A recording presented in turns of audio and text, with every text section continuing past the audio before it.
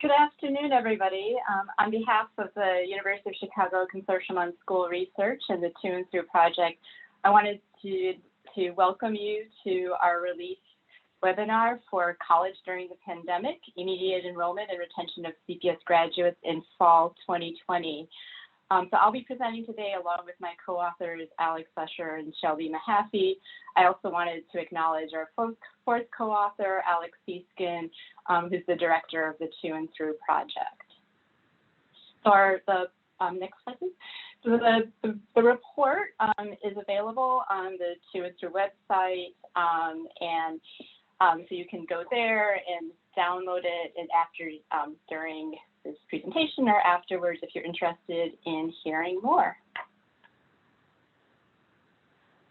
I'm really excited that in addition to providing you an overview with the research findings today, that we'll be having an event tomorrow where we'll be bringing in leaders from Northern Illinois University and Western Illinois University who will be telling us more about their experiences and what they were doing this past year to support their students both in enrolling and remaining in college. I think I'll give you a really quick sneak preview. I think there's some really surprising and exciting things that seem to have been happening this past year. So I am really looking forward to the conversation tomorrow. So for today's agenda, we'll start off with providing you an overview of the research that's in the report that was released today. Shelby will provide Alex will provide you an overview of the findings around enrollment. Shelby will follow with telling us about the findings around spring to fall retention. And then there's a part that I'm really looking forward to. We are really fortunate to be joined by Dr. Heidi Truax, who will be telling us about what was happening inside of CPS over this past year and the efforts that were going on to make sure that CPS students were following through with their college plans, and also what has been happening this year. We will have some time at the end for question and answer, but if you do have questions throughout this webinar, please feel free to drop them in chat. We'll be answering some of the questions during the course of the presentation, and we'll also be reserving certain ones, particularly the ones for Dr. Truax, for the end of the presentation. So the consortium and the To&Through project have been releasing numbers on the educational attainment of Chicago public schools on an annual basis for the past 5 years. And so in there, we look at high school graduation, college enrollment, college retention, college graduation.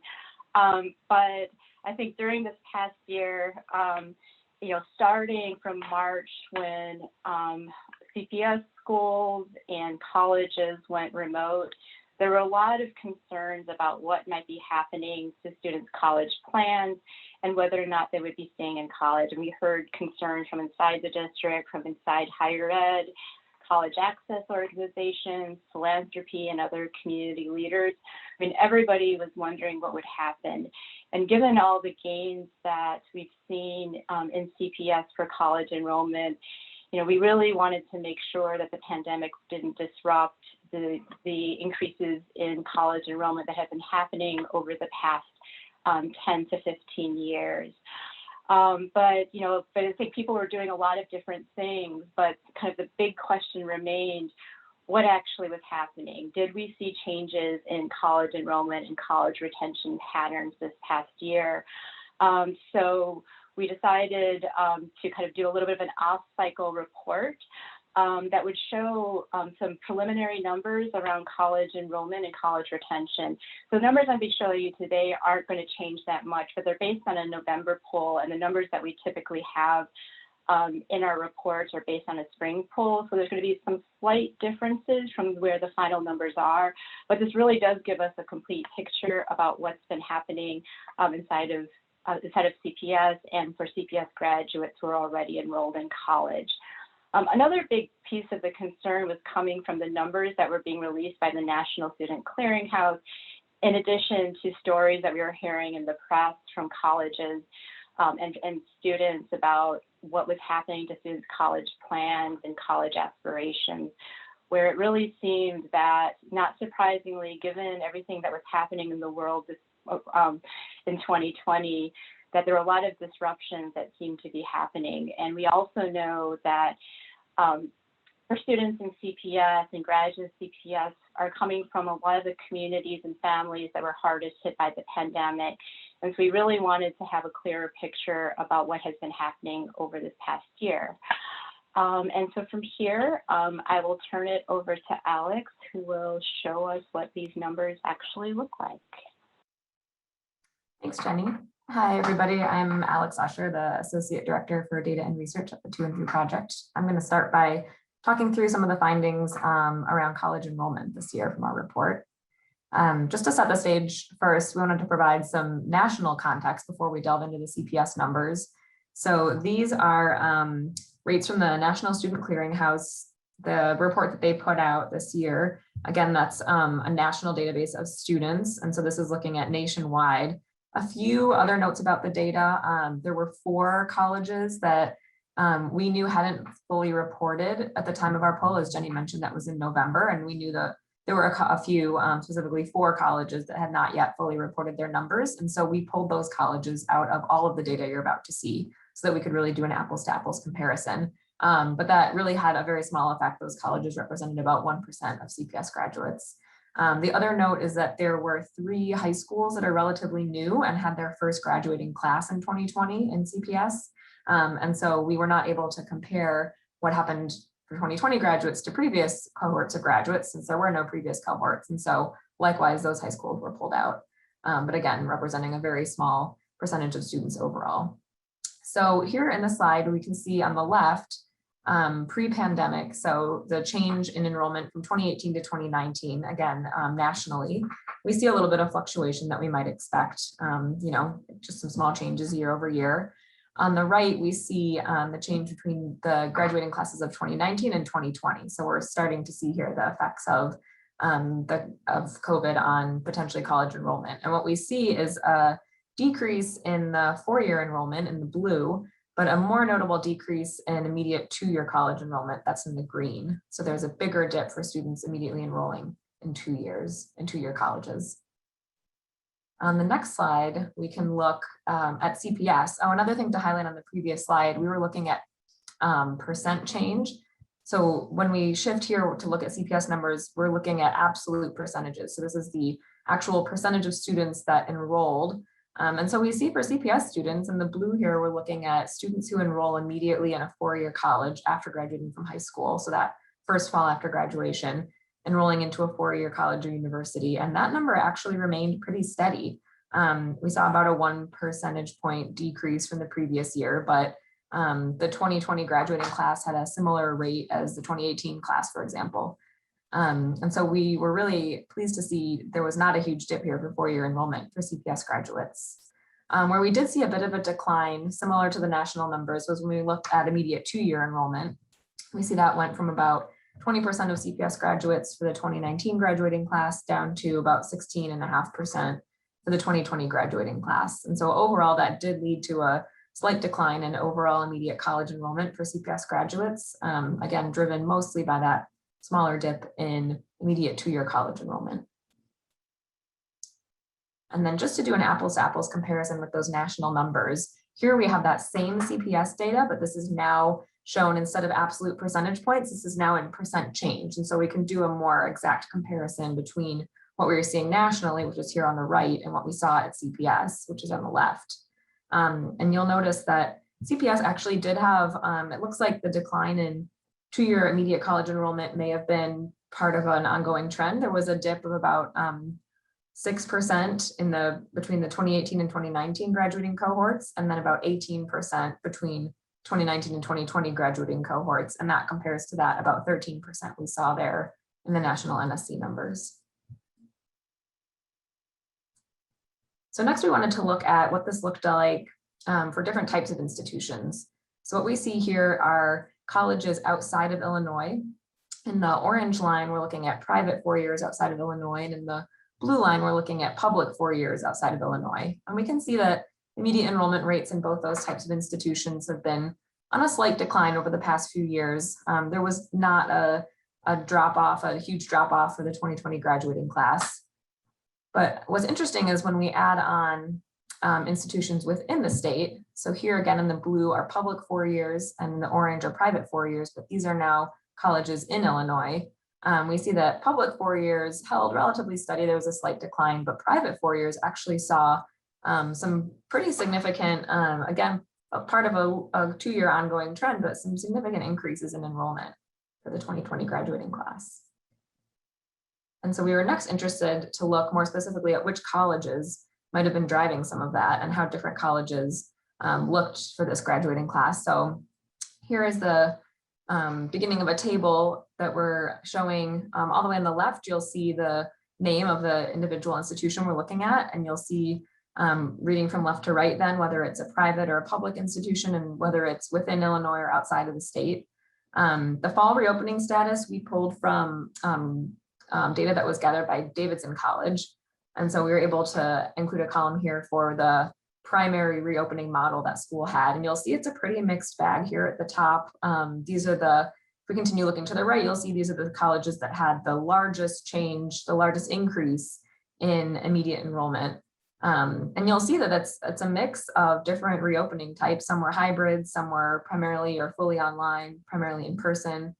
And then the other columns here are just showing you the absolute numbers of students. And so change in total numbers of CPS enrollees. So this was really encouraging and surprising to see that some colleges had some really significant increases in enrollment for the class that graduated in 2020. And we're really curious to know what policies or practices those colleges have implemented. And that's what we're going to be discussing more about in the webinar tomorrow, hearing directly from some of these schools, that webinar that Jenny mentioned a bit earlier. There were, however, schools that didn't have increases. We had some schools that were a bit middle of the road here who held steady or had slight declines in enrollment. And then there were also some schools that did struggle this year that had declines, larger declines in their enrollment numbers at the bottom of the table. And so we see it's really ran the full spectrum of how colleges looked for the graduates of 2020. And this table is showing the schools that enrolled the most absolute number of CPS graduates. So this is 4-year colleges. We're going to look next at the same table. This is 2-year colleges. So we see, as we saw in the overall data here, that 2-year colleges did see overall more declines. However, Triton College actually saw a 42% increase in enrollment between the classes of 2019 and 2020. You'll notice Triton and Morton there at the top do have a little bit smaller numbers of absolute students, and so fluctuations are a bit more evident when you're looking at a smaller number of students like that. Interestingly, city colleges, you'll see, was really campuses perform pretty differently. There is a line there about in the middle of the table for all city colleges where we've combined data on all of the campuses to give an idea of how it looked overall. But yeah, they had a pretty widespread of anywhere from Wright College, which held pretty steady with a very small decrease in enrollment, down to Kennedy King, which did see about a 50% decline. The last way we wanted to look at enrollment was for different race, ethnicity, and gender groups of students. Here we're looking at immediate 4-year enrollment again, and we see that most groups actually held pretty steady. Where we're seeing some declines was for Asian Pacific Islander young men, they're in the top row, and then white young women in the very bottom row. Those two groups we did see a pretty notable decline in immediate 4-year enrollment. And then we're going to look at the same table again for 2-year college enrollment. And here we saw the most notable decreases were for Black and Latino students of both genders. And so Black young men and Black young women, Latino young men and young women all saw some significant declines in immediate 2-year enrollment. And with that, I'm going to hand it over to Shelby to talk about the retention numbers. Thanks, Alex. So in addition to looking at the rates of immediate college enrollment that Alex just walked us through, we also looked at rates of institutional retention and also of continued enrollment in any college for returning students.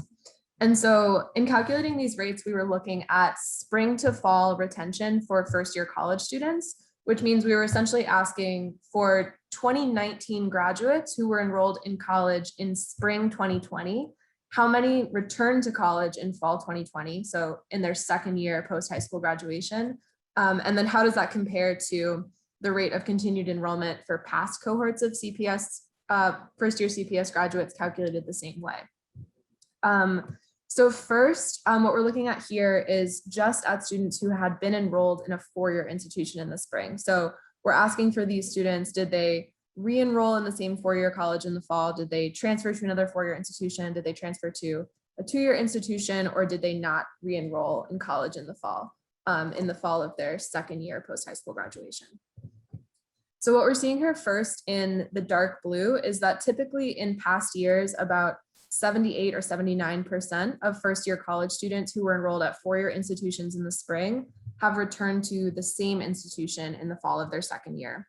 And what we see is that actually this year, the retention rate went up slightly to about 81%, so 2 points higher in 2020. So a slightly higher proportion of first-year students returned to their four-year institutions than usual in 2020. And next, we're going to add in the light blue here on the next click that the rate of transfer to a different four-year institution also increased from about 2.5% in 2019 to about 3.5% in 2020. So in total, the proportion of four-year enrollees who returned to a four-year institution in the fall increased from around 81.5% in 2019 to about 84% in 2020.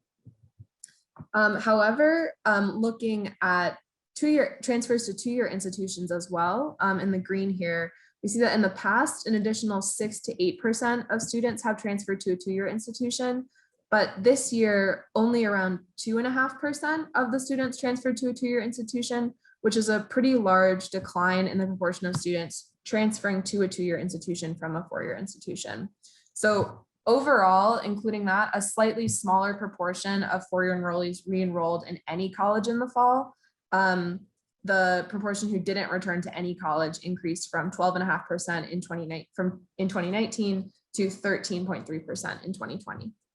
So to summarize this figure, the proportion of four-year enrollees who returned to their original four-year college and the proportion who returned to any four-year college both rose, but the proportion of four-year enrollees who returned to any college in the fall did fall slightly because the rate of transfer to a two-year institution fell so significantly.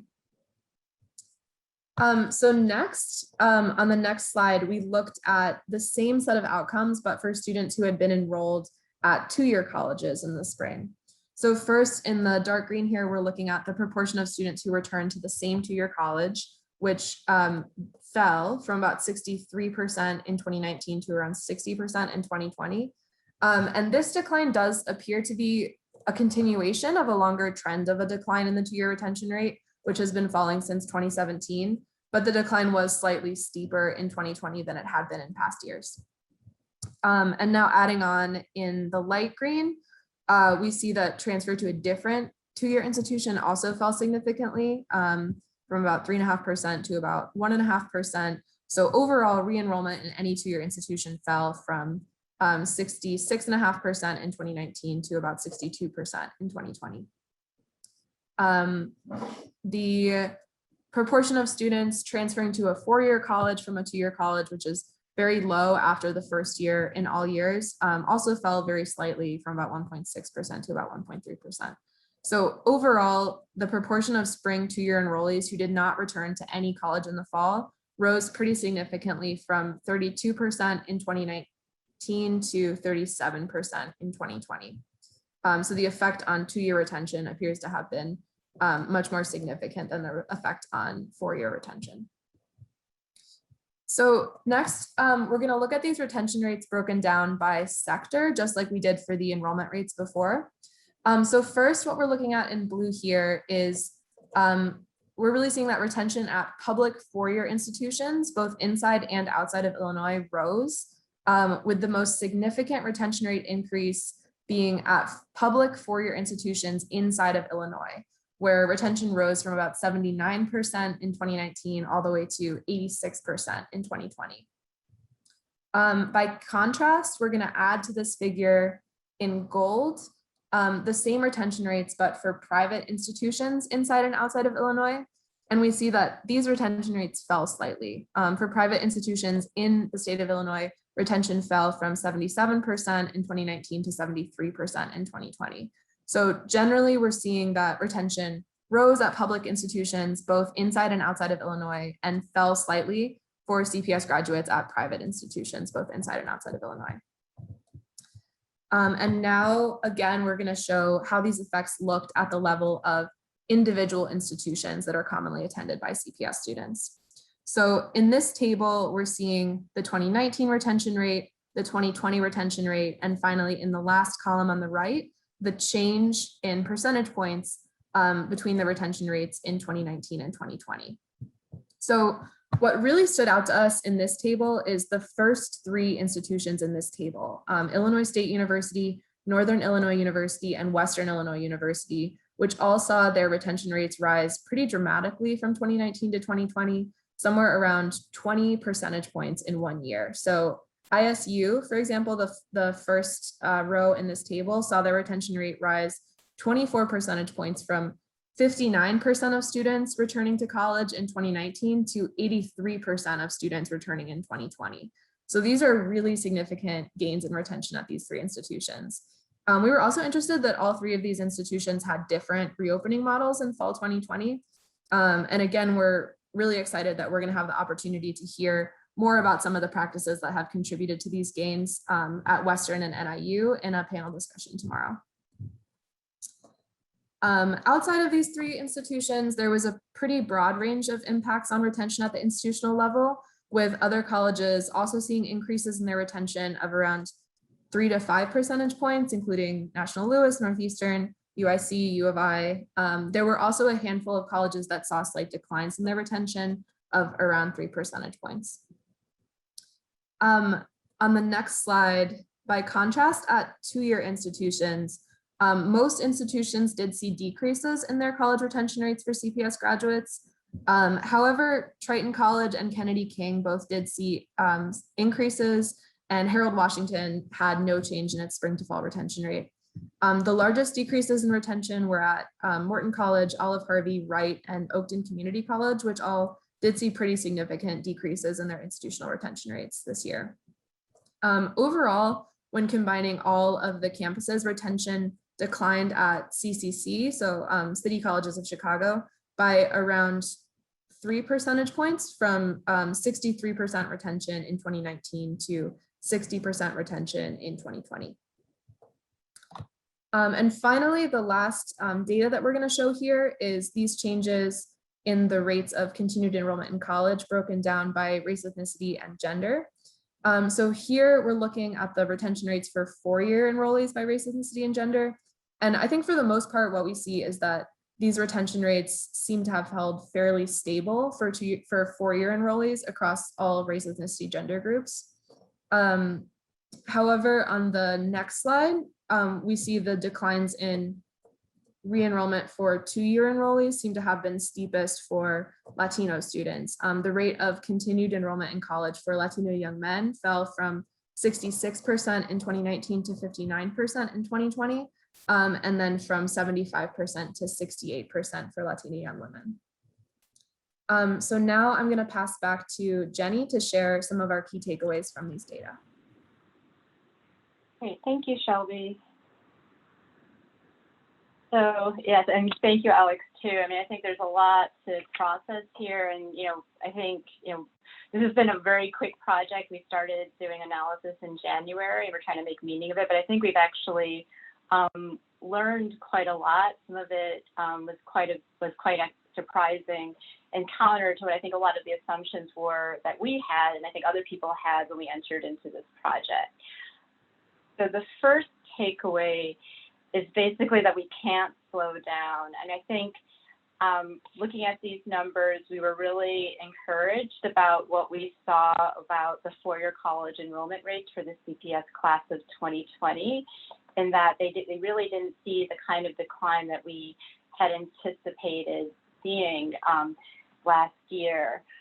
However, looking ahead and thinking about the CPS students who are seniors right now, and have applied to college or receiving acceptances and are trying to make decisions, you want to acknowledge that it's been a year of being remote, and that poses a lot more challenges than last year in many ways. I mean, last year when everybody went remote, a lot of students' applications had been already submitted, and they were in the process of hearing back from colleges. The relationships between students and their counselors and other people in school and college access organizations had been set up. But this year poses a whole different set of challenges where we've been remote, and there's a lot of things that are likely to have changed this year. And we'll be hearing from Dr. Truax, and I'm sure, I think we said we can't slow down, and from everything I've heard, that is definitely not what has been happening this past year. Okay, next takeaway. I think the other big piece is that we see different impacts for different pathways, and I sort of saw this like reflected in some of the questions that we had. I think we were encouraged to see the patterns for students enrolled in four-year colleges or who had already enrolled in four-year colleges, where the pandemic did not actually have the extent of the impact that we thought might happen. The story in two-year colleges is very different. In many ways, this is probably not surprising. I mean, I think, before this, I had an understanding, everyone I think had an understanding that the students who go to two-year colleges are quite often very different than students who go to four-year colleges. And all of the challenges that people were facing during the pandemic were most likely particularly acute for students who are in community colleges. And we've seen this nationally from surveys and other places where we're really hearing that in particular, the financial impact of a pandemic had a disproportional effect on students who are in two-year colleges, and particularly students of color. And so I think going forward, this just means that we need to be not thinking that students in two-year colleges just need a slight variant of what kinds of support and support for their pathways through college and as four-year college students, that we need to probably be rethinking, like, what is it that students who intend to go to two-year college need to make sure that they do enroll and that they stay enrolled and ultimately complete. Next takeaway. On the other hand, I think one of the things that we were really encouraged by, that it really seems like there's some opportunities to learn. When the pandemic hit and we switched to being remote, CPS, higher ed, college access organizations, the larger education community in Chicago really started to be creative and think about what kind of policies and practices might support students. And in particular, what we saw was that there were some colleges that, as Shelby and Alex showed us, that had large increases in enrollment and retention rates. And so I think we're all intrigued to learn more about what this might look like, and that this has really been, despite how difficult this past year has been, it's also been a time where people are trying out new things, and there truly are some opportunities for learning and think about what can we take from what happened this past year that we can carry forward to make sure that these increases in enrollment and retention continue on past 2020. And I think you've probably seen this before, but just as a quick reminder, tomorrow we will be hearing from Northern Illinois University and Western Illinois University, and our panel will be providing some additional support, will provide additional insights about what practices they were doing, and there will also be some opportunity for the audience to ask them questions about the practices that they were doing this past year. And from there, I'm really, we also have a quick reminder that that the report is available online. There's the link to where you can download the report, and so that is available for you now. And now I'm really excited. This is a part of this webinar that I've been really looking forward to. Dr. Heidi Truax, who is the Executive Director of the Office of School Counseling and Postsecondary Advising at CPS, will be joining us. She's also a clinical professor in school counseling at Roosevelt University. Prior to that, she was a school counselor for 8 years, won a lot of awards for a counselor, including being the Illinois Counselor of the Year in 2020. So I'm just really delighted to have Dr. Truax joining us today. And I'll turn it over to you. Thanks, Jenny. If no one ever talks about awards again for me, that would be fine. Super awkward. Every single person that serves the city of Chicago deserves an award.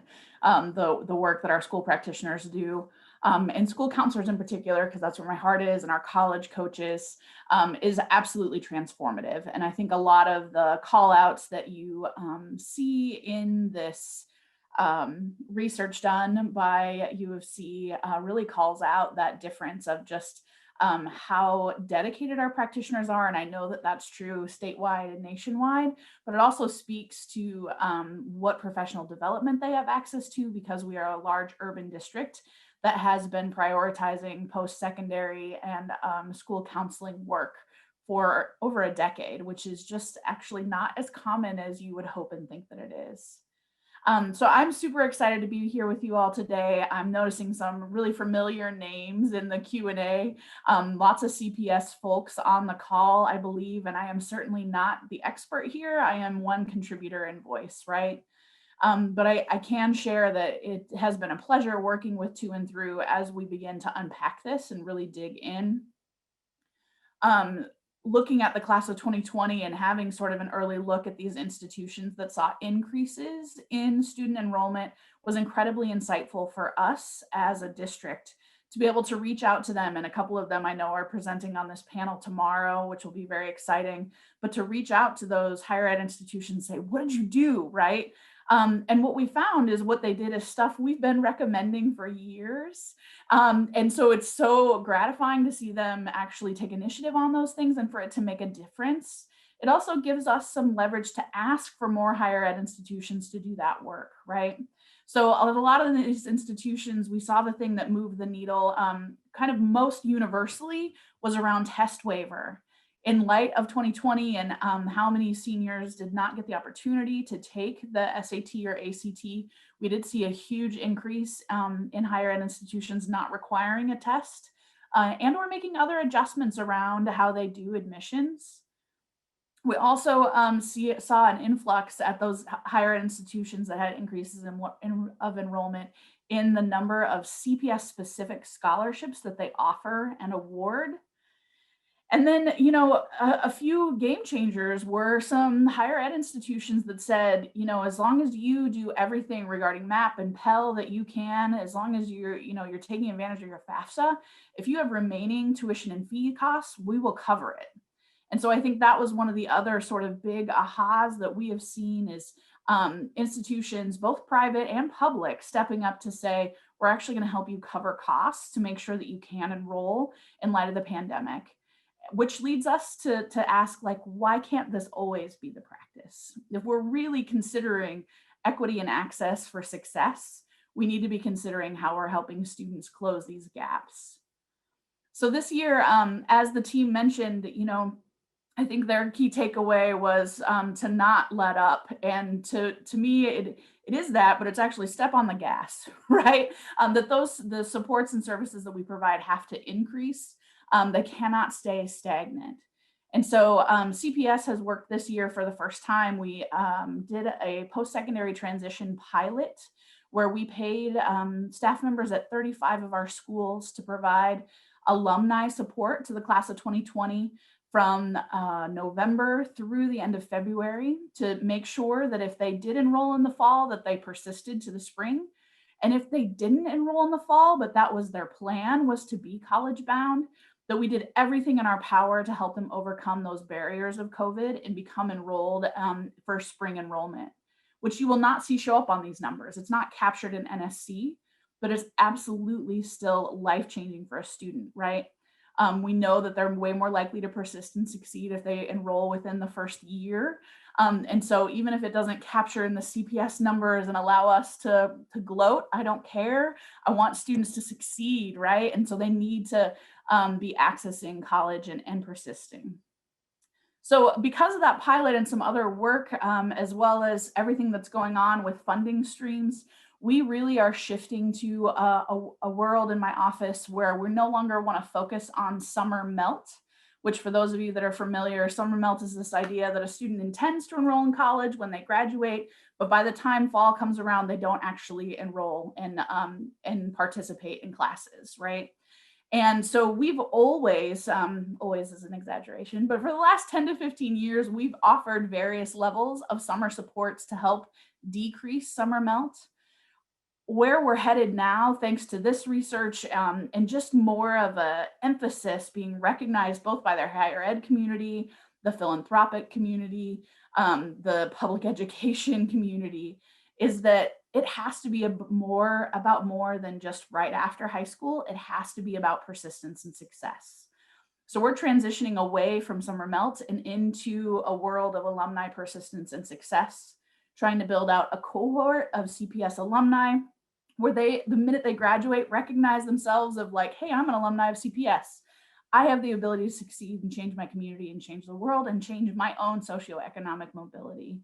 And so really doing some work to offer multiple layers of support that include those post-secondary transition coordinators. So those are CPS staff that offer ongoing advising through their 13th year, but also layering in an expansion of something we started a couple of years ago, which are near peer mentors. So looking to have transitional youth leaders at our most attended higher ed institutions to really say like, hey, here's the best person in the financial aid office to talk to, or make sure that, you're in the courtyard every Monday because that's where the best event is, so on and so forth, to help our students really get engaged on their campus communities and be successful. We also are increasing our interactions and supports with our college access partners. The One Goals and the Bottom Lines and the iMentors of the world are really doing some innovative stuff and making sure that we're leveraging their innovation to partner with ours and really support students. You'll see that particularly coming up this summer in digital platforms, where some of those key partners are doing chat bot. I always want to say bot chat, but I think it's chat bot features to allow some quick Q&A, even at 2 a.m. when my post-secondary transition coordinator isn't available, and really ensure that we have sort of those wraparound approaches specific to post-secondary questions at all times.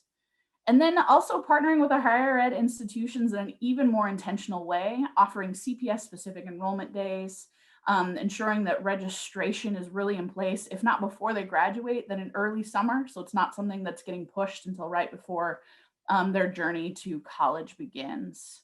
So we really just are thrilled about our partnership with To&Through in this research and what it's been doing to help us understand the power of advising, as well as the power of partnering with college access partners and higher ed institutions, because we really all have to work together to make sure that students have what they need. And so the other piece to that is the philanthropic piece. For the class of 2020, they were granted both during the summer and during this pilot emergency funding, thanks to some donations that could cover either tuition costs or indirect costs. Because talk about needing wraparound and holistic supports, if we saw or sort of have been honing some information that says like finances has been one of the big barriers for the class of 2020 in the wake of pandemic and people losing their jobs. We know that those emergency costs can be the thing that make or breaks a student's successful journey in post-secondary. And so we were able to offer emergency funding not only for tuition and fees, but also for indirect costs like covering housing, picking up books, those extra supplies, groceries. And it's been heartbreaking to read some of these students' justification for why they need these costs, where it's just like loss of life, loss of jobs, and they're still trying to persist in their resiliency. And so anything we can do to help support that has also been a really key lever in learning and how we plan to move forward. So I think that's a high level sort of reaction from me, which I believe I was tasked with. And I know the team has some ideas for question and answer. So I'll go ahead and step back. Thanks, everyone. Yeah, actually, Heidi, I think we'll have some questions for you, but I think we're opening it up to questions. So please, if you do have questions, please drop them into the Q&A. There's been a steady stream of questions, so I'll start by posing a couple of them. And I'll also ask Shelby and Alex Usher to rejoin, since I think you'll probably be able to answer some questions. So please feel free to ask questions about the research or about to Dr. Truax about the different approaches that CPS has been taking. So I think there've been a lot of the questions actually have been around the two-year college findings and city colleges of Chicago in particular. But one of the questions, I think, Dr. Truax, I think you're probably best positioned to answer, is just I'm wondering about why so many CPS graduates enroll in community colleges that are outside of Chicago. I don't know if it's like a lot, but I think it's more than people would expect, especially given the lower cost of CCC, with the STAR scholarship, being being a resident of the city of Chicago, and very possibly proximity to their house. So, I mean, do you have any kind of insight into what may be explaining some of the patterns that we're seeing in community college enrollment? So I think a lot of my response comes more from my time as a school counselor than it does as the executive director. I don't know that we have sort of a high level capture of why this occurs. But as a school counselor, I can tell you that often for students that were two-year bound because of what their match institution was, because of their GPA and test score, sometimes the city colleges just aren't a good fit because they really want to play a certain sport. They really want to live on campus. They really want to get out of the city of Chicago because they don't feel safe, and they need that leverage to get out of the community that they've been in. And a lot of these two-year community colleges that are in the suburbs or, an hour or two away really offer those opportunities, those student affair type opportunities that none of our or very few of our city colleges offer. And I think that tends to be one of the major appeals to some of those institutions. Great, thank you. So I think another question is just, you mentioned a little bit about the emergency funds that are available to CPS alums. Can you say a little bit more about that? How do they access it? Who do they reach out to? Is this something that we expect to be able to offer in the years to come?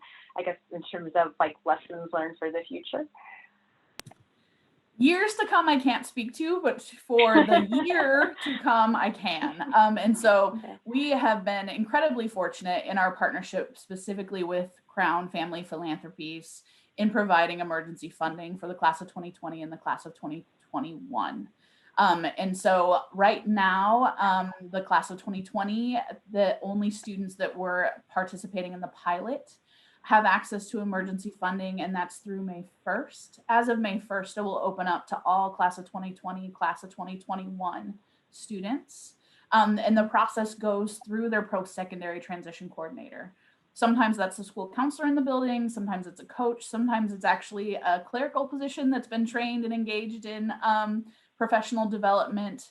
But that is the process. So they sort of flag a need with their post-secondary transition coordinator. That person fills out a form for them and some justification or evidence, and then it gets submitted to our office for approval. Great, thanks. So one other question is, so was a question about wondering about one of the reasons why we might be seeing a difference in the college enrollment rates between, I think probably also college retention rates between community colleges and four-year colleges, is because I think we've been hearing about how two-year college students tend to be affected more by financial challenges during the pandemic. So how much of this could be because they need to work at this time? And have you seen any data on the extent to which I know college-age students are opting to work instead of go to college? And if you don't have data on it, even anecdotally, things that you've been hearing from people, because I that's a question that I have had, and we don't have data on that right now, but I think it's something that we would really like to know more about. We don't, if you don't have data for it, we don't have data for it. You know, there's been a long journey with CPS to try and get more access to employment data on students. There's just not a good mechanism for that in a way that has a data sharing agreement. I can just share that anecdotally, when our post-secondary transition coordinators, at least at those pilot schools, those 35, started reaching out to the alumni that had to transition, almost every single student that did not enroll in the fall did not do so because they needed to work full-time and or they were doing full-time in-home care of a sick family member due to COVID, and or, you know, the parent actually took on more jobs to help make up for, you know, someone else that was sick or ailing, or increase in medical bills. And then our recent graduates are taking care of numerous siblings, so on and so forth. So I do think that that was definitely a key indicator in student enrollment during COVID. I mean, so I mean, I'm sure that's certainly something we had heard a lot about last spring and going into the fall, but I was curious, what have you been hearing more recently? Do you have any like thoughts about what we might be expecting for the class of 2021? Does it seem like students are formulating their college plans, I don't know, in much just like having the same challenges that we were hearing about in 2020? Or does it seem like, I don't know, we're all trying to look hopeful about how things may be changing this summer and fall, but on the other hand, you know, some of the financial challenges that we know that students have been facing, where they need to be working in order to support their families or taking care of family members, may actually not have changed yet. Yeah, in some ways, I think it's too early to tell. You know, we tend to think of May 1st as decision day. A lot of our students are just starting to get back their acceptance letters and financial packages. For many institutions, that will be, delayed even more because of sort of the COVID timeline, right? This COVID coaster has everything a lot slower than we're typically used to seeing. What I can share is that in the fall, myself, the district at large, I think, was panicking about the number of college applications we were seeing year over year. Just the reference point indicated that the class of 2021 was lagging. That's no longer the case. We are about on par. I think we're just 2% under where we were last year and the year before at this moment, as far as number of students who have completed 3+ college applications. So I can share, as of last week, Monday, 81.5% of CPS students have applied to at least 3 college institutions. Where we will have a better picture of enrollment intentions is as we move forward with Learn, Plan, Succeed, where students really start making a decision about where they're headed after high school and having a commitment to that plan. That's really going to be our first flag and indicator, and also where that emergency funding is really going to come into play. We've never had emergency funding in place this early in the year. Usually if it happens late June, early July. Whereas now we're hoping it'll help the class of 2021 make informed decisions because they'll know that they have this sort of gap funding available to them, so that they don't have to rule out a college pathway because of $2,000 that they could potentially get access through us. Thank you. Okay, I think probably have like time for one final question. I think there's been the partnership between the Chicago Public Schools and the City Colleges of Chicago has been really exciting. I was kind of curious, with the pandemic, how has that partnership evolved? Is there other different things? I know, like with the navigators and others, like how has that partnership adapted over this past year? So speaking both about what happened in 2020 and also in 2021, and I guess I know, since we're also looking forward and beyond about how it may evolve given all the things that have happened this past year. Yeah, so the Chicago Roadmap is a real thing. It's living and breathing. There are 26 working groups between CPS and CCCs to help flesh out the Chicago Roadmap into actual operationalization. Everybody with me? Have a PhD. Words are hard. So yes, there's a lot of good groundwork and there's a lot of work still to come, right? So the Chicago Roadmap, part of a significant portion of that is around early college access. So really increasing and fleshing out dual credit and dual enrollment options, but also things like transitional math and transitional English for students that aren't traditionally scoring well on placement exams with city colleges, to make sure that when they do start college, they are college ready and therefore earning credit right away. Instead of having to take remedial courses that have to get paid out of pocket, right? So some significant work going on there. Additionally, the increase in what the city colleges call navigators, where they have CCC advisors that actually come into CPS schools and help support students as they embark on the CCC journey, has been incredibly transformational. And they've become fundamental parts of our team in many ways. Because we do see, a significant portion of CPS students transfer or attend CCCs right away. And then another chunk that actually go to a different 2-year or a different 4-year and then transfer to CCCs because of various factors that impacted wherever they were originally enrolled. And so we absolutely want to continue to enhance that partnership and make sure it's as strong as possible, and that the city colleges really have the systems in place to support CPS alumni into succeeding and persisting. And for a chunk, an increasing chunk, I hope, transferring then to 4-year institutions to really get that bachelor degree. Definitely, thank you so much. I think that's all the time we probably have for questions. If anybody does have questions at the last minute, feel free to drop them into the Q&A. We probably won't be able to answer them today, but we can potentially try to get back to you or ask Dr. Truax to respond later on. But I guess to kind of wrap up, I'd like thank you, Dr. Truax and Alex and Shelby, for your presenting and all your insight and work around this. And actually the last question, some of the references that you made actually is a really nice lead in to an upcoming report that we have that will be released in May, Navigating the Maze, Understanding CPS Graduates College Pathways. And so with this report, we're sort of exploring a lot of what Dr. Truax talked about, with how students start college. And a lot of the To&Through work has talked about college enrollment. We talk about college completion, but there's a lot that happens in between. And so in this report, we're starting to unpack some of the transfer, stopping out, and other patterns that we see in how CPS graduates are navigating their pathways through college, and sometimes leaving college and then sometimes coming back. The other exciting part of it, so we're having a